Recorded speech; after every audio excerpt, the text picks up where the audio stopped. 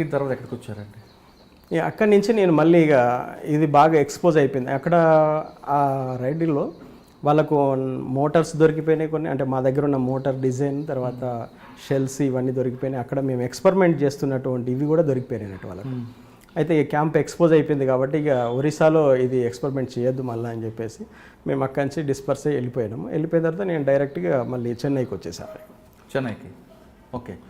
చెన్నైలో మరి ఇక చెన్నైకి వచ్చిన తర్వాత చెన్నైలో ఏంటంటే ఇక అంటే అంతవరకు మీరు పోలీస్కి మీరు ఎవరో తెలియదు, ఏదో జరుగుతుంది అనే విషయం తెలుసు తప్ప కుమారస్వామి తెలియదు, టెక్ మదర్ తెలియదు, ఏమీ తెలియదు, డిపార్ట్మెంట్కి ఎవరికి తెలియదు. ఇంకా ఆశ్చర్యం ఏంటంటే నేను జనరల్ పీపుల్ లాగా ఆ సీలియర్ నుంచి వెళ్ళేటప్పుడు జనరల్గా ఒక్కనే సింపుల్గా అట్లా వచ్చి అట్లా వెళ్ళిపోయేవాడిని అన్నట్టు. ఎవరు ఉండేది. సాధారణంగా మీరు రాజమండ్రి నుండి మార్నింగ్ బయలుదేరి సీలియర్ బస్సు ఎక్కడో సీలియర్ దిగిన తర్వాత అక్కడ జెన్కో గెస్ట్ హౌస్ కింద పుట్టి ద్వారా వెళ్ళేవారని మాకు తర్వాత తెలిసింది. అట్లానే వెళ్ళేది. అక్కడ టీచర్ అనుకునేవాళ్ళు, నన్ను టీచర్ అనుకునేవాళ్ళు, టీచర్ లాగానే చెప్పేవాడిని. ఇప్పుడు ఉన్నారు కదా. ఓకే, కానీ మీ ఈ టోటల్ ఎపిసోడ్లో మీ జీవిత భాగస్వామి ఎంటర్ ఎక్కడండి? వాస్తవానికి ఆమె నా గాడ్ గిఫ్ట్ అండి. అసలు చాలా మంచి హృదయం కలిగినటువంటి అమ్మాయి. అసలు పార్టీలో మేము కలవడం కూడా యాదృచ్ఛికమే అనుకోవాలి. అసలు ఆమె నా లైఫ్లోకి రావడం, మామూలుగా మేము కమ్యూనిస్టులుగా గాడ్ గిఫ్ట్ అని అలా అనుకోము, కానీ ఇప్పుడు ఈ సొసైటీలో ఉన్నాను కాబట్టి నేను చెప్తున్నాను. వాస్తవానికి దేవుడు అనేవాడు ఉంటే ఆమె రియల్గా నాకు గాడ్ గిఫ్టే అనుకోవాలి. అదేంటి మీ నోట్ నుంచి దేవుడు అని పదం వస్తుంది? నేను ఇప్పుడు ఈ సొసైటీలో పార్ట్గా ఉన్నాను కదా, కాబట్టి నేను ఈ సొసైటీలోకి వచ్చినాక ఇదే లాంగ్వేజ్ మాట్లాడాల్సి వస్తుంది. వాస్తవానికి కొద్దిగా అంతగా నమ్మకపోయినా నమ్మే వాళ్ళను నేను బాగా గౌరవిస్తాను. ఫస్ట్ వాళ్ళ నమ్మకాలని వాళ్ళ విశ్వాసాలని డెఫినెట్లీ నేను దాన్ని గౌరవిస్తాను. కాబట్టి దేవుడు నిజంగా ఉండుంటే మాత్రము ఆమెను నాకు గిఫ్ట్గా ఇచ్చిండని అనుకోవచ్చు. ఆ రోజు నాకు ఆమె విలువ అంతగా స్టార్టింగ్లో తెలియకపోయినప్పటికీ కూడా మా మ్యారేజ్ అనేది యాదృచ్ఛికంగానే జరిగింది. నేను ఒకటి క్యాంపు, అంటే మ్యానుఫ్యాక్చరింగ్ క్యాంప్, అసెంబ్లింగ్ క్యాంపు పెట్టినప్పుడు అందులో సెక్యూరిటీ కోసం వచ్చాను అట్లా టీం. ఎక్కడ? చెన్నైలో? లేదు, నల్లమల ఫారెస్ట్లో. సెక్యూరిటీ కోసం వచ్చినప్పుడు మాకు కొంత టెక్నికల్ వర్క్, ఫైలింగ్ చేసేటి, మా డ్రిల్లింగ్ వేసే పనులు ఇవన్నీ ఉంటాయి అన్నట్టు. ఒక ఇద్దరు ముగ్గురిని మేము ఆ సెక్యూరిటీ కోసం వచ్చినటువంటి టీముల నుంచి కావాలని చెప్పి అడిగాము. అట్లా ఈ అమ్మాయి అందులోకి మా టీంలో పనిచేయడం కోసం పంపించారు అన్నట్టు. పంపించారుకు నాకు అంటే ఆమె మీద నాకు ఎట్లాంటి ఒపీనియన్ కానీ ఇది కానీ ఏం లేదు. ఎందుకంటే ఒక తోటి కామ్రేడ్ అనే పిలుస్తాము, సహచరురాలు. అట్లానే మేము అనుకొని ఆమెను అట్లనే ట్రీట్ చేసాము. ఈ క్రమంలో ఏంటంటే ఆమె వర్క్ బాగా చేసేది అన్నట్టు, చాలా కష్టపడేటువంటి. ఆవిడ ఉద్యమం వైపు రావడానికి గల కారణం ఏంటంటే ఆమె ఉద్యమంలోకి రావడానికి వాళ్ళ చిన్నప్పుడే వాళ్ళ ఇంట్లో పెళ్లి చేయాలని ప్రపోజల్స్ వచ్చినాయి అన్నట్టు. ఆమె ప్రకాశం జిల్లా, ప్రకాశం డిస్టిక్ పేర్నమెట్ట ఆమెది. అక్కడ పార్టీ ఆడ ఉన్నప్పుడు ఏంటంటే కొన్ని ఇండ్లు వేపియడం అనేది జరిగింది వాళ్ళ ఊర్లో. అట్లా ఆమె కొంచెం ఆ పాటలకు దానికి అట్రాక్ట్ అయిపోయి కేఎన్పిఎస్ అనే దాంట్లో ఆమె సభ్యురాలుగా ఉందన్నట్టు. ఓకే, కేఎన్పిఎస్లో సభ్యురాలుగా ఉండి ఆమె ఆ పాటలతో అట్లా ఇన్స్పైర్ అయి ఉంది. అయితే వాళ్ళ ఇంట్లో ఏంటంటే ఈమె కేఎన్పిఎస్తో తిరుగుతూ ఉంది, తొందరగా పెళ్లి చేస్తే బాగుండు అని చెప్పేసి వాళ్ళ ఇంట్లో పెళ్లి సంబంధాలు చూస్తున్నారు. ఆ పెళ్లి నుంచి ఎస్కేప్ కావడం కోసము అక్కడ కేఎన్పిఎస్లతో మాట్లాడితే, అమ్మ ఇక్కడ ఉంటే నీకు పెళ్లి చేస్తారు, ఒక నెల 2 రోజులు, నెల 2 నెలలు నువ్వు దళంలోకి వెళ్ళేసి తిరిగేసి మళ్ళీ వచ్చేసాయి అని చెప్పేసి అట్లా దళంలోకి పంపించారు, దోర్నాల దళంలోకి పంపించారు ఆమెను. ఆ దోర్నాల దళంలో ఉన్నప్పుడు ఏమంటే ఒక 2 నెలల తర్వాత ఈమెను తిరిగి వెళ్ళిపోతామంటే నేను వెళ్ళను, ఇంకా కొద్ది రోజులు ఇక్కడే ఉంటాను అన్నట్టు. అలా ఉన్న తర్వాత ఆమెకు ఒక డ్రెస్సు, వెపన్ ఇవన్నీ ఇచ్చారు. ఇస్తే ఆ డ్రెస్సు, వెపన్ అవన్నీ వేసుకున్న తర్వాత ఆమెకు ఇంటికి పోవాలనే ఆలోచన రాలేదన్నట్టు మళ్ళీ. ఎందుకంటే అంతకుముందు సివిల్గా ఉండేవాళ్ళు. ఎప్పుడైతే ఈమెకు డ్రెస్, వెపన్ ఇచ్చేసి దళం వెంట తిప్పడం అనేది స్టార్ట్ చేశారో ఆమెకి మళ్ళీ ఇంటికి వెళ్ళాలనే ఆలోచన రాలేదు. ఈ క్రమంలో మేము క్యాంపును ఏర్పాటు చేసినప్పుడు మాకు సెక్యూరిటీగా ఒక 20 మందిని పంపించాలని చెప్పి అన్నప్పుడు అందులో ఈ అమ్మాయిని కూడా పంపించారు. అట్లా ఈమె ఇక్కడికి వచ్చిన తర్వాత ఇక్కడ వర్క్ చేయడం కోసం, అసెంబ్లింగ్ చేయడం కోసం కొంతమందిలో తీసుకుంటే ఆమె అందులో ఒక సభ్యురాలుగా వచ్చింది. వర్క్ బాగా చేసేది అన్నట్టు. అచ్చా. అట్లా ఇంట్రెస్ట్, ఆ అమ్మాయికి ఇంట్రెస్ట్ చూశాను. అయితే కొంతమందికి ఏంటంటే మాకు నల్లమలలో మేము వర్క్ చేసేటప్పుడు మాకు అంటే హెల్ప్ చేయడం కోసం కొంతమంది సభ్యులను పర్మనెంట్గా తీసుకోవాలనే ఆలోచన మాకుందన్నట్టు. అట్లా ఉన్నప్పుడు ఏంటంటే ఎవరెవరిని తీసుకుందాము ఏంటిది అని అనుకున్నప్పుడు అప్పుడు లీడర్షిప్ ఉంది, అక్కడ నాయకత్వం ఉంది. నాయకత్వానికి ఇన్ఫామ్ చేశాము, ఇట్లా మాకు కొంతమంది కావాలన్నప్పుడు అట్లా ఒక 4-5 ఒక 4-5 మెంబర్స్ సెలెక్ట్ చేశారు. అయితే అప్పటికి నాకు మ్యారేజ్ ఏమి అవ్వలేదు. అయితే అక్కడ ఉన్నటువంటి డిస్ట్రిక్ట్ కమిటీ, స్టేట్ కమిటీ వాళ్ళు ఏమున్నాయంటే, అన్న నువ్వు ఎట్లా మ్యారేజ్ చేసుకోలేదు కాబట్టి మేము ఒక అమ్మాయిని ప్రపోజ్ చేస్తాము, ఆ అమ్మాయిని ఒకవేళ నువ్వు ఇష్టపడితే మేము ఆ అమ్మాయిని కూడా ఈ టీంలోకి పంపిస్తామని చెప్పేసి అన్నారంట. అట్లా వాళ్ళు ప్రపోజ్ చేశారు, చేసేసి ఆ అమ్మాయిని మా టీంలోకి పంపించడం, మేమిద్దరము పెళ్లి చేసుకోవడం అనేది జరిగిపోయింది. అదే క్యాంప్లో మాకు ఇద్దరికి మ్యారేజ్ చేశారు, అట్లా అయిపోయింది. అంటే మీకు మ్యారేజ్ అయిన తర్వాత మీరు అప్పటికే చెన్నై రాకెట్ లాంచర్ ఆమెను పంపించలేదండి, ఆమెను పంపించలేదు. నేను మాత్రమే వెళ్ళి వచ్చేవాడిని. వచ్చి ఇక్కడ చెన్నైలో చాలా 2 రకాల వర్క్ నాకు ఉండేది. ఇప్పుడు ఒరిస్సాలో ఎప్పుడైతే మా క్యాంపు డిస్టర్బ్ అయిపోయిందో, అయిపోయిన తర్వాత షార్ట్ వెపన్స్ షార్టేజ్ బాగా వచ్చింది పార్టీలో. పార్టీ ఏమందంటే షార్ట్ వెపన్స్ను మ్యానుఫ్యాక్చరింగ్ చేయాలి కాబట్టి అది మధు అయితే చేయగలుగుతారు కాబట్టి ఏదైనా ప్రయత్నం చేయమని చెప్పని సెంట్రల్ కమిటీ నుంచి స్టేట్ కమిటీకి రావడంతో స్టేట్ కమిటీలో కూడా స్టేట్లో షార్ట్ వెపన్స్ షార్టేజ్ బాగా వచ్చింది అన్నట్టు. దాంట్లో నుంచి అప్పటికే నేను చాలా డిజైన్స్ చేసి పెట్టాను షార్ట్ వెపన్స్ ఈజీగా. అప్పుడు చెన్నైలో నేను షార్ట్ వెపన్స్ మ్యానుఫ్యాక్చరింగ్ స్టార్ట్ చేశాను. స్టార్ట్ చేసి అక్కడ ఒక యూనిట్ పెట్టాను. నేను ఒక్కడనే అక్కడ పార్టీకి సంబంధించిన వాళ్ళని, కానీ అక్కడ వెపన్స్ తయారు చేసే వాళ్ళందరూ కూడా లోకల్ వాళ్ళను ఎంప్లాయీస్గా తీసుకున్నాం అన్నట్టు. తీసుకొని చేశాను. ఇది ఇండియన్ గవర్నమెంట్ ఈరోజు కూడా వాళ్ళకు అది అర్థం కాని విషయం అన్నట్టు. వెపన్స్ మ్యానుఫ్యాక్చరింగ్ చేసే వాళ్ళకు అది వెపన్ అని తెలియకుండా నేను డిజైన్ చేసి చేయించాను అన్నట్టు. అదే ఆశ్చర్యం వాళ్ళకి. నేను చెప్పేంత వరకు కూడా వాళ్ళకి ఎవ్వరికీ అసలు ఐడియా కూడా లేదు అన్నట్టు. వెపన్స్ ఇట్లా పనిచేసాం ఒక ఎంప్లాయీ కూడా తెలియదు, ఎవ్వరికి తెలియదు అన్నట్టు. ఎంతమంది పనిచేసేవారు? అట్లా ఒక 6 మెంబర్స్ పనిచేసేవాళ్ళు. దాంట్లో ఒక సూపర్వైజర్ ఉండేవాడు, ఎవరికి కూడా తెలియదు. నాకు సపరేట్, అది హాల్లో నాకు సపరేట్గా ఒక క్యాబిన్ ఉంటుంది. ఆ క్యాబిన్లో కంప్యూటర్ ఇదన్నీ ఉంటాయి. దాంట్లో నేను డిజైన్ చేసేసి డ్రాయింగ్స్ వాళ్ళకి ఇచ్చేవాడిని. వాళ్ళకందరికీ ఏం తెలుసు అంటే స్పిన్నింగ్ మిల్కి సంబంధించినటువంటి స్పేర్ పార్ట్స్ చేస్తున్నాము అంతవరకే తెలుసు వాళ్ళకు. కానీ ఇది వెపన్స్కి సంబంధించింది అనేది నాకు మాత్రం తెలుసు తప్ప వాళ్ళకి ఎవరికి తెలియదు. అసలు ఎవరికి కూడా ఆ ధ్యాస కూడా లేదన్నట్టు, అటువంటి ఇదన్నట్టు. ఎందుకంటే ఆ స్పేర్స్ అలా ఉంటాయి, అవి ఐడెంటిఫై చేయలేరు, ఎవరు కూడా చేయలేరు. అది ట్రిగ్గర్ను చేస్తాము, ట్రిగ్గర్ ఆకారం ఉంటుంది కానీ ట్రిగ్గర్ అని మీరు గుర్తుపట్టలేరు నేను చెప్పేంతవరకు. బ్యారెల్ ఉంటుంది, బాడీ ఉంటుంది. చెన్నైలో అంబత్తూరులో అట్లా డిజైన్ చేసి చేసాము. 2 years అక్కడ కంపెనీ పెట్టి నడిపించాము అన్నట్టు. తర్వాత ఇంకా ఆశ్చర్యం ఏంటంటే అంబత్తూరు పోలీస్ స్టేషన్కు ఒక 500 yards డిస్టెన్స్లో అన్నట్టు ఒక వర్క్షాప్ ఉంది అక్కడ. ఆ వర్క్షాప్ వాళ్ళకు అది షార్ట్ వెపన్ సంబంధించిన బాడీ వెల్డింగు ఆ వర్క్షాప్లో రోడ్డు మీద పోసుకొని కుప్ప పోసుకొని ఇలాగా కుప్పలాగా పోసేసుకొని అక్కడ వెల్డింగ్ కొట్టేవాళ్ళు అన్నట్టు. వాళ్ళు రోజు పొద్దున్న నుంచి సాయంత్రం వరకు కానిస్టేబుల్స్, పెట్రోలింగ్ టీమ్స్ అవన్నీ తిరుగుతూనే ఉంటాయి. ఎవరికి ఐడియా లేదు కదా, ఎవరికి ఐడియా రాదు. ఆ బాడీ మొత్తం వెల్డింగ్ అంతా రోడ్డు మీద చేశారన్నట్టు. మీరు నవ్వుకునేవారు అప్పుడు? చాలా అంటే కొద్దిగా ఆశ్చర్యం అనిపించేది. అంటే వీళ్ళకు అంటే అప్పుడు నాకు గర్వం కూడా అనిపించేది. అంటే నా ఆలోచన ఎదటివాడికి అర్థం కాకుండా ఉందంటే నేను సక్సెస్ అయ్యానని చెప్పేసి నాకు గర్వంగా ఉండేది అన్నట్టు. అట్లా చేయించాను, రోడ్డు మీద చేసి చేయడం అనేది నాకు ఆశ్చర్యం. ఇంకొకటి ఏంటంటే 12 bore bullets back side cups నేను చెన్నైలో నేను అవి తయారు చేయించాను అన్నట్టు. అది కూడా రోడ్డు మీదనే ఉంటుంది. కొన్ని 5,000 బుల్లెట్స్కి సంబంధించిన బ్యాక్ క్యాప్స్ ఒక ప్రెస్లో నేను తయారు చేయించాను అక్కడ, జాబ్ వర్క్ ఇచ్చి. ఇది చాలా, అది ఎవరు నమ్మని విషయం. అప్పుడు చెన్నైలో క్యూబ్ బ్రాంచ్ అని ఒక వింగ్ ఉండేది, చాలా ఫాస్ట్గా యాక్ట్ చేసేవారండి వాళ్ళు. క్యూబ్ బ్రాంచ్ అనేది రాకెట్ లాంచర్ వదిలిపోయి తెలిసిన తర్వాత వాళ్ళు స్టార్ట్ అయ్యారు. కానీ అంతకుముందు చెన్నైలో వచ్చేసి ఇలా మ్యానుఫ్యాక్చరింగ్ యూనిట్ పెట్టి చేస్తారు అనే ఆలోచన ఎవరికీ లేదు అసలు. మేమంతా యాక్టివిటీ బయట అటు మహారాష్ట్ర అటు సైడ్ చేస్తామనే ఉంటుంది తప్ప చెన్నైలో పెట్టి చేస్తామనేది డిపార్ట్మెంట్కి ఎవరికి ఐడియా లేదు.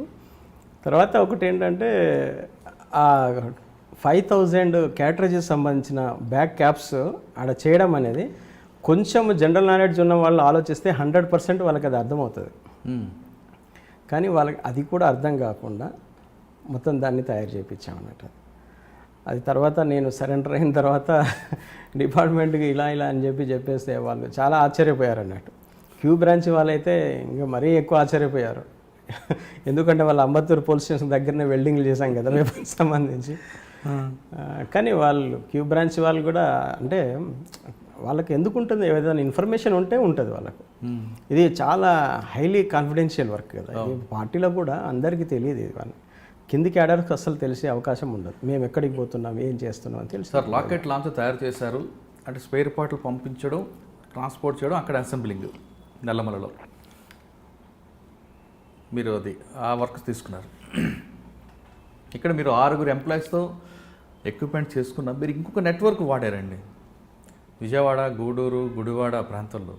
అక్కడ మీకున్న నెట్వర్క్తో ట్రాన్స్పోర్టింగ్ ఏ విధంగా తీసుకొచ్చేవారు, ఆ నెట్వర్క్ అసలు ఇంకా ఎక్సలెంట్ వర్క్ కదండి అది. నాకున్న మీరు ఎస్ఆర్ఎంటీ, క్రాంతి అన్ని ట్రాన్స్పోర్ట్లో వాడేశారు. ఒకటేంటంటే స్టేట్ కమిటీలో నాకు మంచి ఎంకరేజ్మెంట్ ఉండేది. అంటే వాళ్ళు ఏంటంటే నా మీదనే పూర్తిగా డిపెండ్ అయి ఉంది. నేను చెప్పే ప్రతి ఆలోచన కూడా వాళ్ళు ఎప్పుడు కూడా దాన్ని ఇది చేసేవాళ్ళు కాదు. అయితే ఇక్కడ నా ఉద్దేశం ఏముండేదంటే ఉద్యమానికి మనం ఎంత చేసినా సింగిల్ హ్యాండ్తోనే మనం చేస్తాం. ప్రజలు బయట చేసేవాళ్ళు చాలామంది ఉన్నారు. కొంత టెక్నికల్ జ్ఞానం కనుక మనము ఉపయోగించి ఎదుటివాడికి అర్థం కాకుండా చేయగలిగితే 90% వర్క్ మనం బయట చేయించగలుగుతామనే ఆలోచన నాకు బలంగా ఉండేది అన్నట్టు. ఇది నా ఓన్గా నాకున్నటువంటి ఆలోచన ఇది. అప్పుడు లీడర్షిప్ కూడా దాన్ని యాక్సెప్ట్ చేశారు. సరే జాగ్రత్తగా చేయండి, ఎందుకంటే వాళ్ళకి వేరే ఆల్టర్నేటివ్ లేదు, మనకు వేరే ఆల్టర్నేటివ్ కూడా లేదు. కాబట్టి కొంత రిస్క్ తీసుకొని చేద్దామనే దాంట్లో వాళ్ళు కూడా ఫీల్ అయ్యారు, తీసుకున్నాం అది. సార్ చెన్నైలో మెటీరియల్ ఒక నెట్వర్క్ ద్వారా ట్రాన్స్పోర్ట్ ద్వారా పంపడం, ఆ ఎపిసోడ్ గురించి చెప్పండి. సరే ఇది మాకేంటంటే ఇప్పటివరకు పార్టీకి మా సొంత కొరియర్ నెట్వర్క్ ఉండేది. పోలీస్కి ఏముండేదంటే వీళ్ళ నెట్వర్క్ నుంచే వీళ్ళు చేస్తారనేది చాలా వాళ్ళకు దృష్టి అంతా అక్కడే ఉంది. నాకేంటంటే ఎవరు ఆలోచించింది మనం ఆలోచించాలి, అంటే ఆలోచన విధానంలో కూడా ఒక సృజనాత్మకత ఉండాలనేది నా ఒక ఇది. సరే ఇప్పటివరకు అంటే ట్రాన్స్పోర్టేషన్ ఎలా జరిగింది ఏంటిది, డిపార్ట్మెంట్కు ఉన్న ఇన్ఫర్మేషన్, అంటే నాకంటే ముందు చాలామంది సరెండర్ అయిపోయి వాళ్ళకు ఇన్ఫర్మేషన్ చెప్పి ఉంటారు. ఆ నెట్వర్క్లో మనం చేయకూడదు, మనకంటూ అంతకంటే భిన్నమైనటువంటి నెట్వర్క్లో మనం చేయాలి. పార్టీలో ఉన్నటువంటి క్యాడర్ కూడా ఇలా చేస్తామనే ఆలోచన కూడా వాళ్ళకు ఉండొద్దు. వాళ్ళకు అటువంటి నెట్వర్క్ను క్రియేట్ చేయాలి అని చెప్పేసి ఒక ఆలోచన ఉండేది అన్నట్టు. అట్లా అనుకున్నప్పుడు ఏం చేద్దాం, ఎలా చేద్దాం, నేను ఒక్కడనే వెళ్తున్నా కాబట్టి వేరే ఎవ్వరికి కూడా పార్టీలో ఉన్నటువంటి ఏ క్యాడర్ కూడా ఎక్కడికి పోతున్నాం ఏంటిది చేసే ఆలోచన ఉండేది కాదు.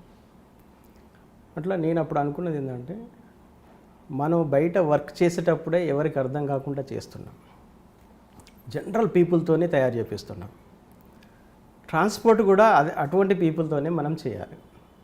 అటువంటప్పుడు ఎటువంటి మెథడ్స్ను మనం ఆలోచించాలని చెప్పి అట్లా అనుకున్నప్పుడు ఒక్కొక్క పార్ట్ ఒక్కొక్క ట్రాన్స్పోర్ట్లో విడివిడిగా వేయాలి.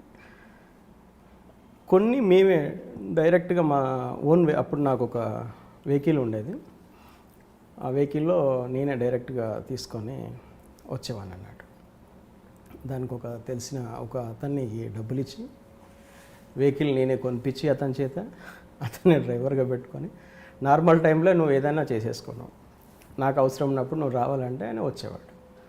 ఆయనకేంటి, నేను పెద్ద ఇండస్ట్రియలిస్ట్ను, సార్కి ఏదైనా అవసరం ఉన్నప్పుడు వెళ్ళాల్సి వస్తుందని చెప్పేది. ఇలా ఆంధ్రాలో మేము హైటెన్షన్ లైన్ కాంట్రాక్ట్ వర్క్ చేస్తున్నాము. ఇక్కడి నుంచి కొన్ని మెటీరియల్ తీసుకెళ్ళేసి హైటెన్షన్ లైన్లో అక్కడ మనం ఇచ్చేసి రావాల్సి ఉంటుంది అని చెప్పండి. అతను అదే అనుకున్నాడు అన్నట్టు. అట్లనే అనుకొని అట్లా నేను కొన్ని గ్రెనేడ్స్ కానీ లేకుంటే షార్ట్ వెపన్స్ కానీ ఆ మిషన్ ఎక్విప్మెంట్స్ కానీ ఇవన్నీ కూడా నా వెహికల్లో వేసుకొని డైరెక్ట్గా వచ్చేవాడిని అన్నట్టు. అట్లా చాలాసార్లు నాది ఒక 3-4 టైమ్స్ నా వెహికల్ చెక్ అయింది. అయినా కూడా అది ఎవరికి ఏం ఇది కాలేదు. డ్రైవర్ మామూలు డ్రైవర్ కాబట్టి వాడికి ఏం భయం ఉంటుంది, మావోయిస్ట్ అయితే భయం ఉంటుంది డ్రైవర్ అంటే, పోలీసులను చూడగానే వానికి ఒక భయం వచ్చేస్తుంది. జనరల్ పీపుల్ వాడికి ఎందుకు ఉంటుంది? నేను కూడా ఒక ఇండస్ట్రియలిస్ట్ అని తెలుసు కదా వానికి, నేనేదో మావోయిస్ట్ అని చెప్పి వాళ్ళకి తెలియదు. అట్లా నేను ఒకసారి ఫస్ట్ తడ దగ్గర మమ్మల్ని ఆపారు అన్నట్టు, ఇది ఆంధ్ర తమిళనాడు బార్డర్ తడ దగ్గర ఆపారు. ఆపేసి అన్నీ చెక్ చేశారు. ఏంటి అంటే స్క్రాప్ మెటీరియల్ అని చెప్పాను. ఎక్కడికి పోదంటే పలానా దగ్గరికి వెళ్తున్నామని చెప్పాను. బిల్స్ ఇవి అన్నారు. సార్ స్క్రాప్ మెటీరియల్ కదా, దీనికి బిల్స్ ఏముంటాయి అంటే, లేదు బిల్స్ ఉండాలి, ఎక్కడ తీసుకుపోతున్నావు ఏంటి అది ఇది అన్నాడు. మొత్తం అన్నీ ఇప్పి కింద వేసేసారు. వేసేస్తే అన్నీ వాళ్ళకి ఏం అర్థం కాలేదు. పోలీసు వాళ్ళే వాళ్ళు, కాకపోతే వాళ్ళు తమిళనాడు పోలీసు వాళ్ళు అక్కడ చూపి మొత్తం అంతా దించేశారు, అన్నీ ఓపెన్ చేశారు, చూశారు. చూసిన తర్వాత వాళ్ళకి ఏం అర్థం, మామూలు మెటీరియల్ అనుకున్నారు. దాంట్లో వాళ్ళ హెడ్ కానిస్టేబుల్ ఎవరో మొత్తానికి అతని పక్కకు పిలిచాను. మీకు ఏం కావాలో తీసుకోండి సార్, ఏదో నేను చిన్న వ్యాపారం చేసుకునేవాడిని, ఎందుకు నన్ను ఇబ్బంది పెడతారు, అది అంతే, నాకు ఒక 50,000 వస్తుంది, నాకు ఒక 5,000 10,000 మీకు ఇస్తాను తీసుకోండి అంటే, ఇక ఆయన ఉండేసి సరే ఎంతో కొంత ఇచ్చేసి వెళ్ళిపోమన్నాడు. డబ్బులు ఇచ్చేసి మళ్ళీ అవన్నీ లోడ్ చేసేసుకొని అప్పుడేకి వచ్చేసాను. అట్లా ఒకసారి అలాగైపోయింది అన్నట్టు. ఆ విధంగా ఎన్నిసార్లు చేశారు? అది ఒకసారి తమిళనాడు బార్డర్లో ఒకసారి అయింది. తర్వాత ఏపీ బార్డర్కి వచ్చిన తర్వాత ఒకసారి వీళ్ళు ఓపెన్ కానీ అన్నీ ఇక్కడ మార్కాపురం దగ్గర అన్నట్టు. మార్కాపురం దగ్గర ఆపారు వెహికల్. ఆపేసి ఏమున్నాయి ఏంటిదంటే, ఇట్లా హైటెన్షన్ లైన్ మేము కాంట్రాక్ట్ వర్క్ తీసుకున్నాము, అక్కడ ఉంది ఏంటి మెటీరియల్ అంటే మొత్తం అన్నీ ఓపెన్ చేసి చూశారు అన్నట్టు. చూపించడం అంటే మొత్తం చూపించాను ఓపెన్ చేసి, అవన్నీ పార్ట్లు అన్నట్టు, విడివిడి పార్ట్లు, వాళ్ళకి ఏం అర్థం కాలేదు. అవి అన్నీ చూసేసుకున్నారు. చూసేసుకున్న తర్వాత ఈ టైంలో పోతున్నారు ఎందుకు అని చెప్పి అన్నారు అన్నట్టు. ఏ టైం ఎప్పుడండి? అప్పుడు తెల్లవారుజాములో 4 అవుతుంది అన్నట్టు. ఆ టైంలో వెళ్తున్నానంటే, సార్ మేము మామూలుగా నిన్ననే బయలుదేరాము, ఒంగోలు దగ్గర వెహికల్ రిపేర్ అయిపోయింది, మళ్ళీ మేము పంచర్లు అవి చేసుకుని వచ్చేసరికి మాకు లేట్ అయిపోయింది, మళ్ళీ మేము తెల్లారి మళ్ళీ వెళ్ళిపోవాలి, అందుకనే వస్తున్నాం అంటే, ఇది నక్సలైట్ల ఏరియా, మీరు ఎట్లా వెళ్తున్నారు, ఇక్కడ చాలా ప్రాబ్లం అవుతుంది మీరు అని చెప్పన్నారు అన్నట్టు. ఏం సార్ మేము రెగ్యులర్గా డే టైంలో అంతా యూజ్ చేస్తుంటాం కదా, అందుకే వచ్చేసామా అంటే, లేదు చాలా క్రిటికల్ పొజిషన్ ఉంటుంది, మీరు రాత్రిపూట జర్నీలు చేయొద్దు మీరు అని చెప్పాను. మీరున్నారు బండిలో? బండిలో నేనున్నాను, మా డ్రైవర్ ఉన్నారు. సరే సార్ మేము నెక్స్ట్ టైం వెళ్ళాం సార్, ఈసారి అయితే మరి ఇక్కడ ఆగి మీరు తెల్లవారుజామున వెళ్ళండి అన్నారు. ఆగి తెల్లవారుజామున వెళ్తే మేము దొరికిపోతాం. నవ్వుకున్నారా రే రా అని? కాబట్టి ఇక తెల్లవారకు ముందే మేము వెళ్ళిపోవాలి. ఎగ్జాక్ట్లీ 4 o'clock మాకు ఎర్రగొండపాలెం తర్వాత మాకు అపార్ట్మెంట్ ఉంది అన్నట్టు. ఆ టైంకి మేము అక్కడికి రీచ్ కావాలి. టైం వరకు 4:15 వరకు మేము వెళ్ళిపోయినాము. అంటే మీరు బేదర్ ఇసుక తీసుకొస్తున్నట్టు తీసుకొచ్చారా సినిమాలో? అది మాకు ఐడియా లేదు కానీ జస్ట్ అట్లా అనిపించారండి. చాలా అంటే ట్రాన్స్పోర్టేషన్ కూడా, అంటే ఇక్కడ పోలీసుల పనితీరును మీరు తప్పుపడుతున్నట్టున్నారు. తప్పుపట్టడం కాదు, అలా సూక్ష్మంగా నా మీద నాకు కాన్ఫిడెన్స్, ఈ యాంగిల్లో వాళ్ళు ఆలోచించారనే ఒక ఆలోచన నాకుంది తప్ప, వాళ్ళు అసలు వాళ్ళ ఇంటెలిజెన్స్ చాలా స్ట్రాంగ్ ఉంటుంది, అట్లేం కాదు. వాళ్ళకేంటంటే అప్పటికి మార్కాపురంలో వెపన్స్ను ఇట్లా సప్లై చేస్తారన్న ఆలోచన మార్కాపురం పోలీసులకు కానీ జనరల్ పోలీసులకు లేదు. అది ఎందుకంటే నేను మార్కాపురం టౌన్కి ఎన్నోసార్లు వచ్చి ఎన్నోసార్లు వెళ్ళిపోయాను. ఎవరు అక్కడ అంత వీడెవడు వచ్చిన వాడు ఎవడు ఏంటిదని అట్లా ఆలోచించే వాళ్ళు. మార్నింగ్ 4:15కి ఎర్రగొండపాలెం చేరుకొని అక్కడ మేము ఇవి మా ప్లేస్లో అనుకున్న ప్లేస్లో అది డిస్పాచ్ చేసేసి. మీకు డ్రైవర్కి అనుమానం రాలేదా సార్ ఏంటి మనం ఏం చేస్తాం? డ్రైవర్ హైటెన్షన్ లైన్ కాంట్రాక్టర్ కదా నేను, వాడికి ఎందుకు వస్తుంది? వానికి అందరు 10,000 ఇస్తే నేను 15,000 శాలరీ ఇస్తాను. అక్కడ వెపన్స్ తీసుకొని మన వాళ్ళు వచ్చినప్పుడు వెపన్స్తో రారు వాళ్ళు. వాళ్ళు ఏంటంటే బండి తీసుకొని వస్తారు, ఎడ్ల బండో లేకుంటే ఏదైనా ట్రాక్టరో. మేము ఎక్కువ ట్రాక్టర్ యూజ్ చేసేవాళ్ళము. ట్రాక్టర్ వచ్చి రోడ్ పక్కన నిలబడుతుంది చెట్లలో, దీన్ని అక్కడే రోడ్ పక్కన మేము దించేస్తే అక్కడి నుంచి వాళ్ళు వచ్చి లిఫ్ట్ చేసుకుని వెళ్ళిపోతారండి. రిటర్న్ మళ్ళీ మీరు అదే బండిలో నేను వెళ్ళిపోతాను, వీళ్ళు తీసుకొని వెళ్ళిపోతారు, నేను అక్కడి నుంచి మళ్ళీ రిటర్న్ వెళ్ళిపోతాను. ఎందుకంటే నేను అక్కడే దిగితే మళ్ళీ వీడు ఎక్కడ పోతాడేమో తెలియదు కదా, వీడిని జాగ్రత్తగా నేను మళ్ళీ చెన్నై వరకు తీసుకెళ్ళాలి. వాడు మళ్ళీ ఎవరితో మాట్లాడొద్దు, ఎక్కడ ఏం చేయొద్దు, ఆ విషయం నాకు తెలుసు తప్ప వానికి తెలియదు. నేను పక్కన ఉన్నాను అనుకో, వాడికి ధైర్యం ఉంటుంది. ఇక వాడు ఇక్కడ స్టార్ట్ అయినంటే మళ్ళీ చెన్నై పోయేదాకా ఇక్కడ వెహికల్ ఆపేటోడు కాదన్నట్టు, అట్లా వెళ్ళిపోయేవాడు. అంటే ఆ విధంగా మీరు రాకెట్ లాంచర్ని చెన్నైలో చూపించి ఫస్ట్ వెపన్స్ అట్లా డిస్పాచ్ చేశాము. తర్వాత క్రమంలో ఏమైందంటే ఈ క్వాంటిటీ అనేది పెరిగింది మాకు. స్కార్పియోలో దీంట్లో తెచ్చే క్వాంటిటీ కంటే కూడా ఎక్కువ క్వాంటిటీ అయిపోయింది. అంటే రాకెట్ లాంచర్లు కొన్ని ఫస్ట్ 5,000 తయారు చేయాలనుకున్నాము. అట్లా ఒక 10 యాన్సిలర్స్ చిన్న చిన్న కంపెనీస్ నాకు చుట్టూ ఉన్నటువంటి కంపెనీస్కి అందరికీ ఆర్డర్స్ ఇచ్చేసి మొత్తం నేనే మెటీరియల్ అంతా ఇచ్చేసి తయారు మీ ఫండ్ ఎక్కడి నుంచి వచ్చేదండి అప్పట్లో? ఇంకా పార్టీ నుంచే ఇస్తారు. పార్టీ మీరు పార్టీ ఆదేశాల మేరకు రాకెట్ లాంచర్లు తయారు చేయడం, అసలు యాక్చువల్గా కొరియర్ వ్యవస్థను, పార్టీకి ఉన్న కొరియర్ వ్యవస్థను పక్కన పెట్టి సామాన్య ప్రజల చేత పని చేయించడం, సామాన్య ప్రజల చేత ట్రాన్స్పోర్ట్ చేయించడం అని ఒక పందాన్ని ఎంచుకున్నారు. అంటే ఎవరికి తెలియదు, పోలీసుకి తెలియకుండా మనం తీసుకెళ్ళొచ్చు. అంటే మీ ఉద్దేశం మంచిదే కావచ్చు, కానీ ఈ కార్యక్రమంలో ముగిసిన తర్వాత మీతో ఎవరెవరు పనిచేశారో, మీ దగ్గర పనిచేసిన 6 ఎంప్లాయీస్ అవ్వచ్చు, చుట్టుపక్కల ఉన్న వాళ్ళు అవ్వచ్చు, ట్రాన్స్పోర్ట్ చేసిన ఎస్ఆర్ఎంటీ, క్రాంతి ఇటువంటి ట్రాన్స్పోర్ట్ కంపెనీలు పోలీసుల కేసులు పెట్టి వాళ్ళని కోర్టుకి ఇచ్చి వాళ్ళ ఆస్తులను సీజ్ చేసినప్పుడు ఆ విషయం తెలిసినప్పుడు మీకు ఏమనిపించింది? చాలా బాధ అనిపించిందండి. వాస్తవానికి నేను ఉద్యమం కోసము ప్రజల యొక్క సహాయంతో చేస్తున్నానని చెప్పి అనుకొని నేను వీళ్ళందరికీ దాంట్లో ఇన్వాల్వ్ చేయడం జరిగింది. అది అయితే తర్వాత నేను ఈ రాకెట్ లాంచర్స్ తయారు చేసి ట్రాన్స్పోర్ట్ అంతా చేసిన తర్వాత ఇవి సక్రమంగా పార్టీలోకి చేరి ఎక్కడ కూడా ఎక్స్పోజ్ కాకుండా ఉంటే వీళ్ళంతా సేఫ్గానే ఉండేవాళ్ళు. కానీ ఎప్పుడైతే ఇది అచ్చంపేటలో దొరికిపోయి, ట్రాన్స్పోర్ట్లో దొరికి ఎక్స్పోజ్ అయిపోయి ఎట్లయితే పబ్లిసిటీ అయిందో, దాని తర్వాత నాకు అప్పుడు కానీ నాకు దీని మీద మైండ్ చేంజ్ అంటే ఆలోచన అనేది రాలేదు. ఒక్కసారి అంటే అప్పుడు తేజ న్యూస్ అనేది నేను రెగ్యులర్గా ఫాలో అయ్యేవాడిని. అప్పుడు న్యూస్ అంటే నాకు అదే అక్కడ చెన్నైలో అదే అందుబాటులో ఉండేది. అందులో ఒక్కసారిగా ఫ్లాష్ న్యూస్ ఆంధ్రప్రదేశ్లో రాకెట్ లాంచర్లు అని చెప్పేసి పెద్దగా ఫ్లాష్ న్యూస్ వస్తుంది అన్నట్టు. నక్సల్కి సంబంధించిన భారీ డంపు కనిపెట్టిన పోలీసులు అని అట్లా ఇక రకరకాలుగా ఫ్లాష్ న్యూస్ చాలా ఇదిగా వస్తుంది అన్నట్టు. అప్పుడు నాకు అనిపించారు, రే బాబు ఏదో జరుగుతుంది ఇక్కడ అని చెప్పేసి. అంటే అంత సెన్సేషనల్ న్యూస్ అనేది అప్పుడు లేదు, అంత భారీ సెన్సేషన్ అయిపోయింది అది.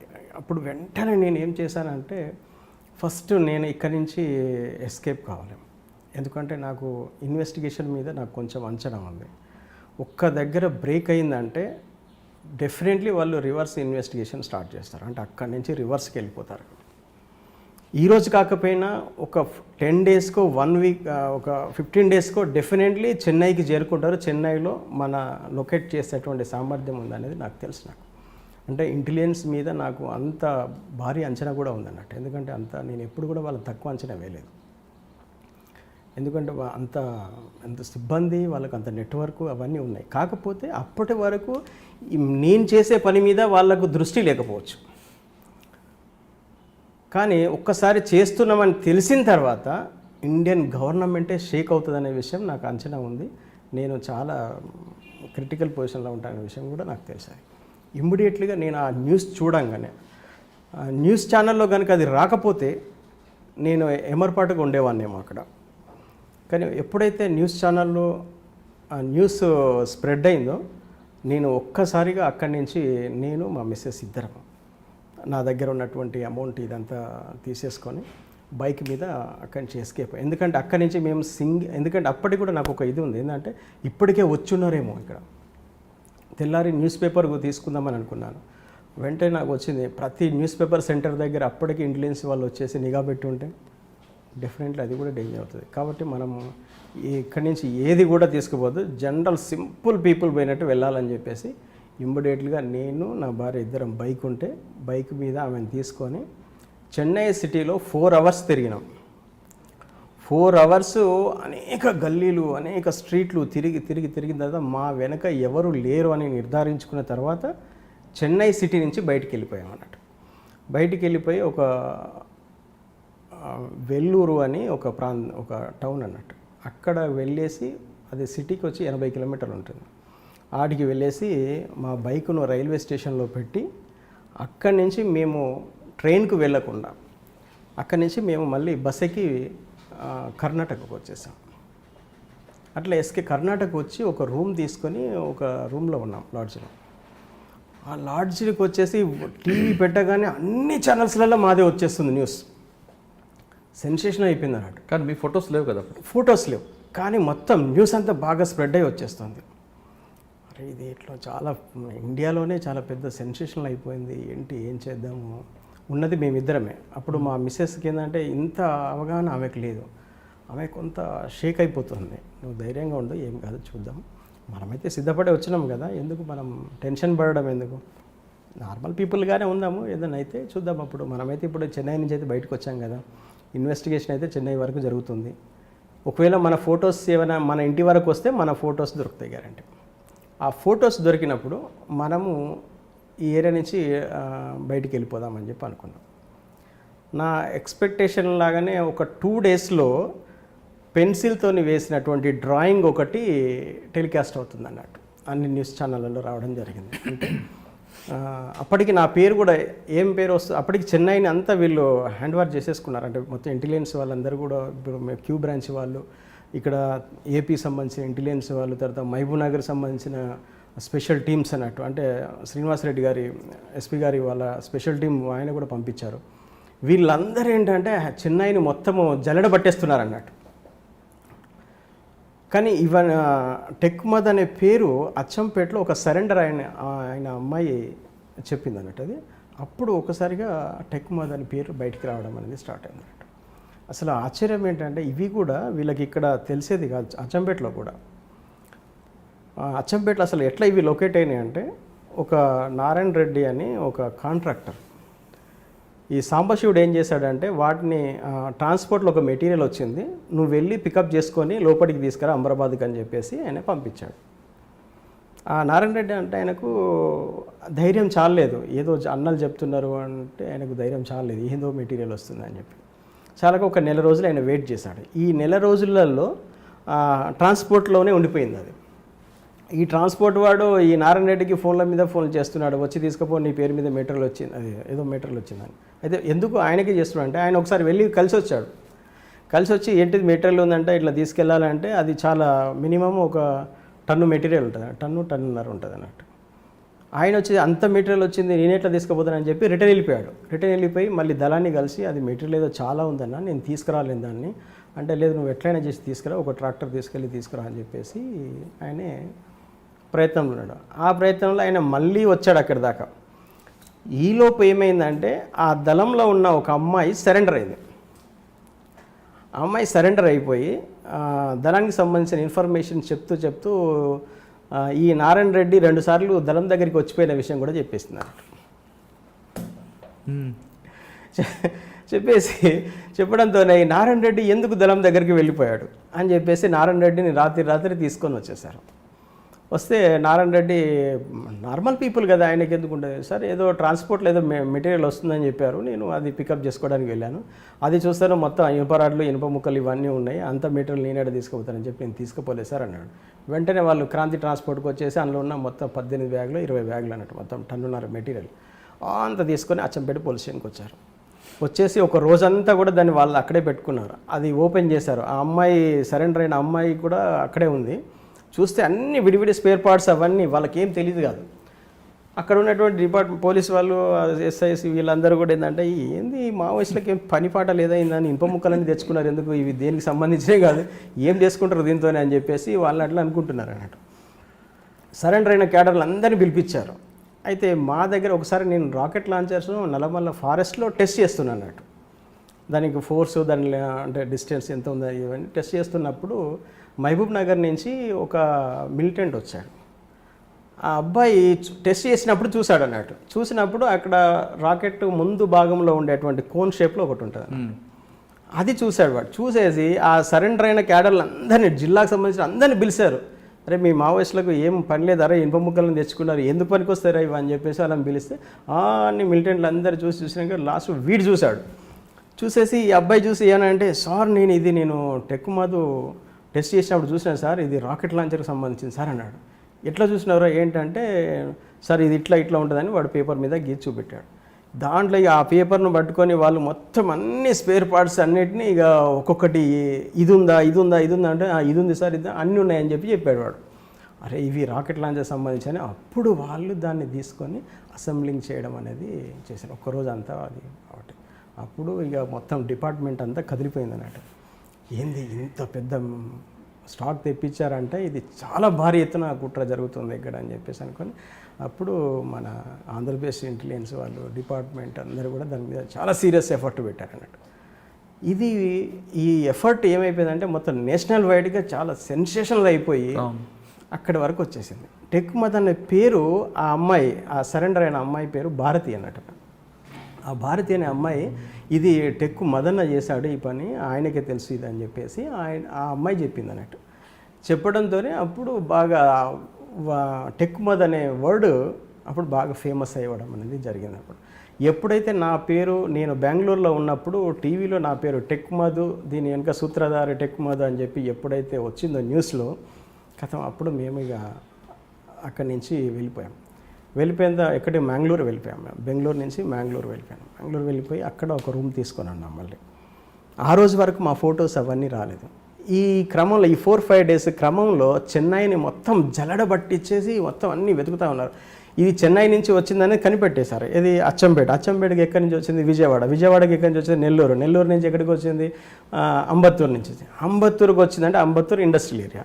ఈ ఇండస్ట్రియల్ ఏరియాలోనే ఎక్కడో ఇది మ్యానుఫ్యాక్చరింగ్ అయ్యి ఉంటుంది అని చెప్పేసి అక్కడ క్యూ బ్రాంచ్ వాళ్ళు దీన్ని బాగా ఏపీ ఇంటెలిజెన్స్ వాళ్ళకి బాగా సపోర్ట్ చేశారు. వాళ్ళు ప్రతి ఇండస్ట్రీస్కి వెళ్ళేసి ఇటువంటి స్పేర్ పార్ట్స్ ఏమైనా మీరు చేశారా అని చెప్పేసి అట్లా ఎంక్వైరీ చేయడం పెట్టింది. దాదాపు ఒక 200-300 మంది ఇంటెలిజెన్స్ వాళ్ళు మొత్తం దాన్ని జరగబట్టారు.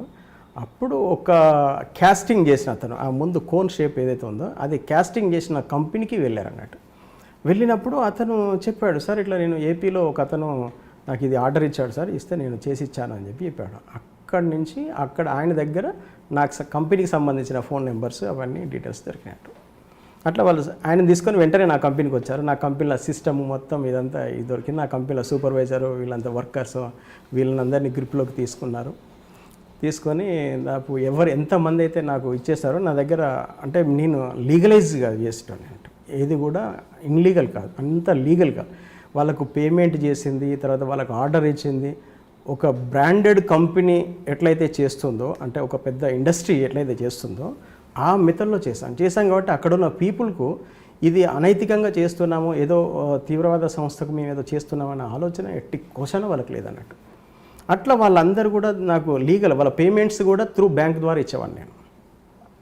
వాళ్ళకి పేమెంట్స్ నా కంపెనీ ఎంప్లాయీస్ కూడా నేను వాళ్ళకు త్రూ బ్యాంక్ ద్వారా వాళ్ళకి ఇచ్చేవాడిని.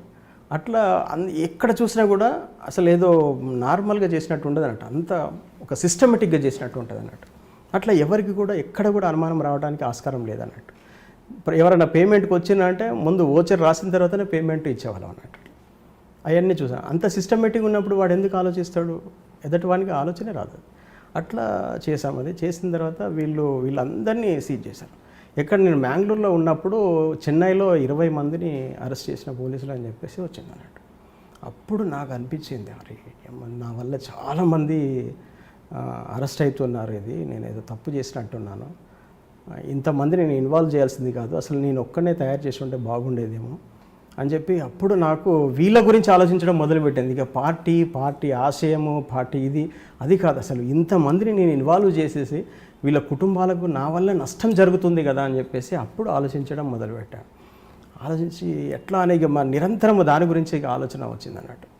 అయితే ఆ 20-30 మందితోని కూడా నాకు చాలా అనుబంధం అన్నట్టు వాళ్ళతోనే, ఎందుకంటే వాళ్ళతో నేను పని చేయించాలి కాబట్టి అంత క్లోజ్ రిలేషన్ పెట్టుకున్నాను, సిస్టమేటిక్గా పెట్టుకున్నాను. అది కూడా నేనంటే చాలా నమ్మకం వాళ్ళకు, అట్లా చేసామన్నట్టు. అది తర్వాత నాకు చాలా బాధ అనిపించింది, ఏందబ్బా ఎన్ని కుటుంబాలు అరెస్ట్ అయ్యాయి. ఒకసారి ఏంటంటే ఒక ఫోటో వేశారు, ఇది ఇండియన్ ఎక్స్ప్రెస్లో అన్నట్టు. నేను మ్యాంగ్లూరులో ఇండియన్ ఎక్స్ప్రెస్ పేపర్ తీసుకుంటే చెన్నై కోర్టు దగ్గర మొత్తం అరెస్ట్ అయిన ఫ్యామిలీస్ వీళ్ళందరి ఒక వ్యాన్లో తీసుకొచ్చిన ఆ ఫోటో వేశాడు అన్నట్టు. మొత్తం వాళ్ళ ఇళ్ళకు కూడా వెళ్ళేసి వాళ్ళ ఇంట్లో నేను భోజనం చేసినటువంటి వాడిని అన్నట్టు. అంత క్లోజ్నెస్ అన్నట్టు. వాళ్ళ ఇంట్లో ఏ బర్త్డే అయినా ఏదైనా కూడా ప్రతి కంపెనీ వాళ్ళు నన్ను పిలిచి ఇన్వైట్ చేసేవాళ్ళు, ఎందుకంటే వాళ్ళకు మెయిన్ కస్టమర్ నేనే అన్నట్టు. కాబట్టి నన్ను కంపల్సరీ ఇన్వైట్ చేసేవాళ్ళు. తర్వాత ఏదైనా ఫెస్టివల్స్ వస్తే కూడా అక్కడ సంక్రాంతి చాలా బాగా చేస్తారు, పొంగల్, అటువంటి పొంగల్స్ వచ్చినప్పుడు నేను ప్రతి కంపెనీ విజిట్ చేసేవాడిని అన్నట్టు. అట్లా నాకు వాళ్ళతోని ఒక మంచి రిలేషన్ అనేది ఉంది. ఇక వాళ్ళందరూ అక్కడ ఏడుస్తున్న ఫొటోస్ అవన్నీ కూడా పేపర్లో వేశారన్నట్టు.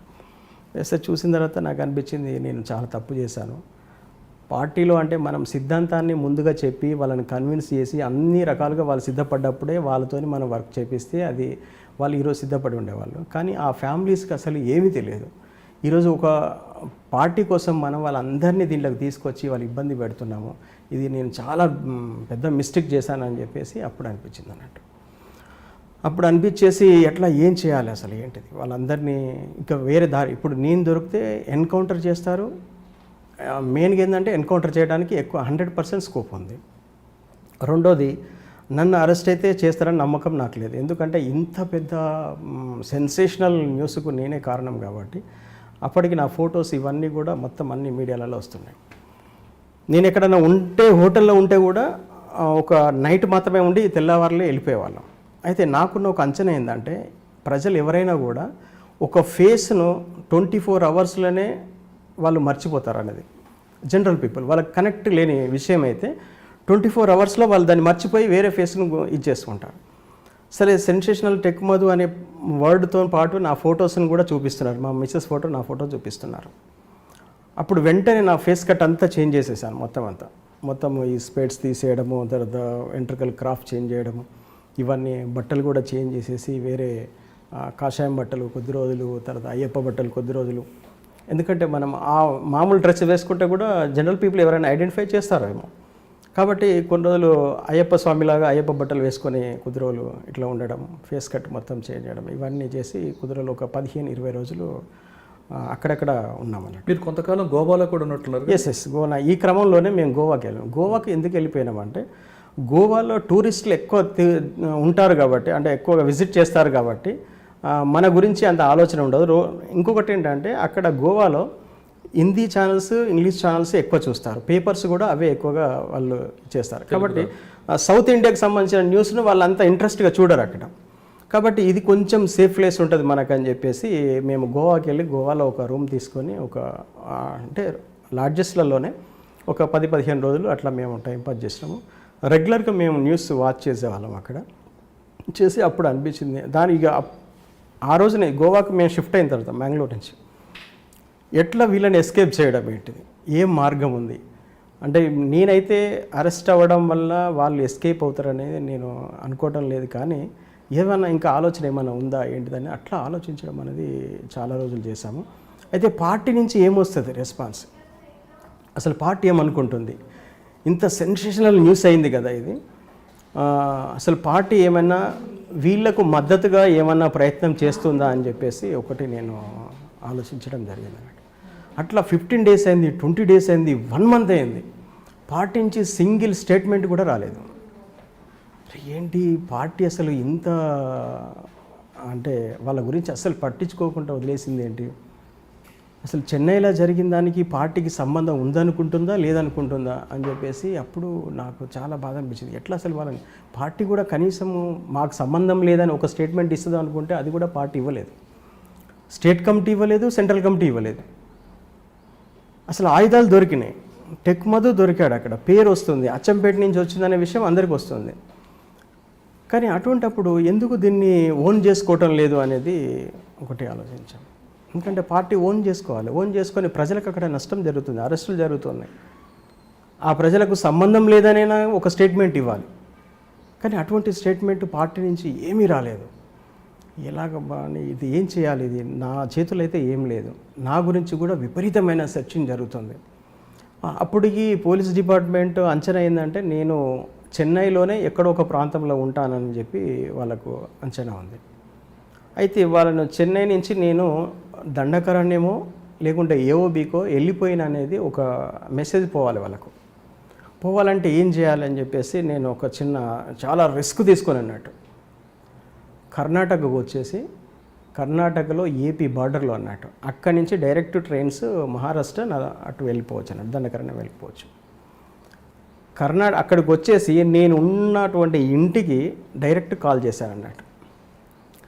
డెఫినెట్లీ వాళ్ళ ఇంటి ఫోను ట్యాప్ అవుతుందని నాకు తెలుసు. అది నా రూట్ను ఎస్కేప్ చేయడం కోసము నేను ఏ రూట్లో వెళ్తానో తెలియదు, అంటే ఇంటెలిజెన్స్ వాళ్ళ మైండ్ను డిస్టర్బ్ చేయడం కోసం అన్నట్టు, జస్ట్ అదొక ఇది అన్నట్టు. అట్లా నేను అక్కడికి వచ్చి ఫోన్ చేసి వెంటనే ఆమె వాళ్ళ కోడలు ఫోన్ లిఫ్ట్ చేసి మీరు చాలా పెద్ద సమస్యను తీసుకొచ్చి పెట్టారు మాకు అని చెప్పండి.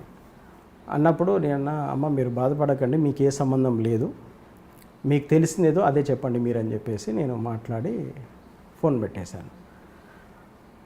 ఈ విషయం 100% డిపార్ట్మెంట్ క్యాచ్ చేస్తుంది. నేను ఎక్కడున్నా అనుకుంటుంది, బీదర్లో ఉన్నాను. బీదర్కి ఉన్నా అంటే బీదర్ నుంచి నెక్స్ట్ ఎటు వెళ్తాను, నేను మహారాష్ట్ర నుంచి దండకారణ్యం అటు ఇటు వెళ్తాను. ఎందుకంటే చెన్నై నుంచి నేను ఇటు వెళ్తున్నాను అనేది నా ప్రయాణం రూట్ వేసుకోవాలి.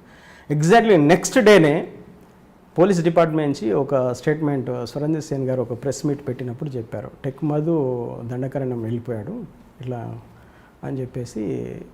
బహుశా వాళ్ళు కూడా అనుకుని ఉంటారు, నేను దండకారణ్యం వెళ్ళిపోయానంటే ఇక్కడెక్కడ తిరుగుతానని అనుకుంటారేమో. అయితే నేను అనుకున్నా, మొత్తానికి అయితే నేను అనుకున్నది వాళ్ళు ఎక్స్పెక్ట్ చేశారు, తెలిసిపోయింది. కాబట్టి ఇప్పుడు నేను అటువైపు కాకుండా మళ్ళీ ఇంకొక సైడ్, అంటే వాళ్ళు ఊహించని సైడ్ వెళ్ళాలనుకొని నేను అప్పుడు మళ్ళీ బెంగళూరు క్రాస్ చేసి బెంగళూరు అవుట్స్కట్స్కి వెళ్ళిపోయాను అన్నట్టు. మళ్ళీ రిటర్న్ వెళ్ళిపోయాను. మళ్ళీ వెళ్ళిపోయి అక్కడ బెంగళూరులో కూడా ఎట్లాంటి ప్లేస్ అంటే చాలా చిన్న గ్రామం అన్నట్టు అది. అక్కడ కొన్ని ఇండస్ట్రీస్ ఉన్నాయి, అక్కడ కొద్దిగా చాలా కొత్తగా ఏర్పాటు చేస్తున్న ఇండస్ట్రీస్. అక్కడ పోయి ఒక ఇల్లు రెంట్కు తీసుకొని అక్కడ ఉన్నాం అన్నట్టు. అక్కడ ఉండేసి అక్కడ ఎట్లాగో మామూలుని అంటే అక్కడ ఇంత పెద్ద అంటే బయట నుంచి వచ్చిన లేబర్ తప్ప లోకల్ లేబర్ తక్కువ ఉంటారు అక్కడ, ఎందుకంటే కొత్తగా ఇండస్ట్రీస్ పడుతున్నాయి కాబట్టి నాన్ లోకల్స్ ఉంటారు. అటువంటి ప్లేస్ను ఎన్నుకొని అక్కడ పోయి రూమ్ తీసుకొని ఉన్నాం అన్నట్టు. ఇంకా అక్కడ మా గురించి చూసేవాడు, వాడు పని చేసేవాడు, పొద్దుస్తమానం వాడు టీవీ అయితే చూడాడు. కాబట్టి మనం కూడా నార్మల్ పీపుల్ లాగా కంపెనీలో పనిచేస్తున్నట్టు ఉండొచ్చు అని చెప్పేసి అక్కడ వెళ్ళి రూమ్ తీసుకొని ఇంకొక 1 month అక్కడ మేము వెయిట్ చేసాం. ఈ 1 monthలో పార్టీ నుంచి ఎట్లాంటి స్టేట్మెంట్ కూడా రాలేదు. అప్పుడు మేము స్ట్రాంగ్గా ఏం డిసైడ్ అయినామంటే, మనము పార్టీ కోసము సిద్ధపడి పార్టీ సిద్ధాంతాలకు ఆకర్షించబడి అన్నిటిని త్యాజించి మనం ఇక్కడికి వచ్చినాం. మనం ఇవాళ పోలీసు కానీ ఏదన్నా చేయాల్సి వస్తే మనల్ని చేయడం వల్ల అది న్యాయబద్ధంగా ఉంటుంది. కాబట్టి సామాన్య ప్రజలు మన వల్ల ఇబ్బంది పడుతున్నారు, వాళ్ళకు తెలియకుండానే వాళ్ళను పార్టీ కోసం మనం పని చేయించాం కాబట్టి ఆ నేరం మనది అసలు. యాక్చువల్గా ఆ శిక్షలు ఏమైనా పడేది ఉంటే మనకు పడాలి. మనం సరెండర్ అయిపోయి వీళ్ళకు ఏ సంబంధము లేదు అని కనుక మనం చెప్తే కొంత వాళ్ళు అందులో నుంచి ఎస్కేప్ అవ్వడానికి అవకాశం ఉంటుంది. అంటే ఆ తీవ్రతను అయితే మనం పూర్తిగా తగ్గించలేకపోవచ్చు, కానీ కొంచెము మనం వాళ్ళకు బెయిల్స్ దొరకడం. అప్పటికి 60 days అయినా కూడా ఎవరికి బెయిల్ రాలేదు. అప్పటికి 60 days అయింది, ఎవరికి బెయిల్ రాలేదు. 2 సార్లు కోర్టులో వాళ్ళను ప్రొడ్యూస్ చేయడం జరిగింది, 15 days అట్లా. అది కూడా పేపర్లో వస్తుంది, అది మేము చూసాం. కాబట్టి ఇది మనం అరెస్ట్ అయ్యేంత వరకు వాళ్ళకు బెయిల్స్ రావు. ఒకవేళ మనం ఇలాగే ఉండి ఇప్పుడు మనం ఎస్కేప్ అయ్యి ఇటు దండకారణ్యమో ఏఓబీకో ఎక్కడికో వెళ్ళేసి మనము సేఫ్గా వెళ్ళిపోవచ్చు. కానీ ఆ కుటుంబాలు జీవితకాలం వాళ్ళు శిక్షల్ని అనుభవించాల్సి వస్తుంది. వాళ్ళకు ఎట్లాంటి నేరంతో వాళ్ళకి సంబంధం లేదు ఇది. కాబట్టి మనం ఏదైనా ఉంటే మనమే సరెండర్ అయిపోయి ఆ 20 కుటుంబాలను ఎస్కేప్ చేయడం కోసం మనం సరెండర్ కావాలని చెప్పేసి నేను నా భార్య ఇద్దరము డిసైడ్ అయిపోయి ఎలా సరెండర్ కావాలనేది అప్పుడు నిర్ణయం తీసుకోవడం జరిగింది అన్నట్టు. అంటే నేను సరెండర్ కావడానికి ప్రధానమైన కారణాలలో ఆ 20 కుటుంబాలు అన్నట్టు. ఉద్యమము ఇవన్నిటికంటే కూడా, ఎందుకంటే ఆ కుటుంబాలతో ఉన్నటువంటి అవినాభావ సంబంధం ఏదైతే ఉందో ఆ తర్వాత ఆ టీవీలలో పేపర్లలో వాళ్ళ దృశ్యాలు చూసి నేను ఒక 50% ఇదైపోయాను.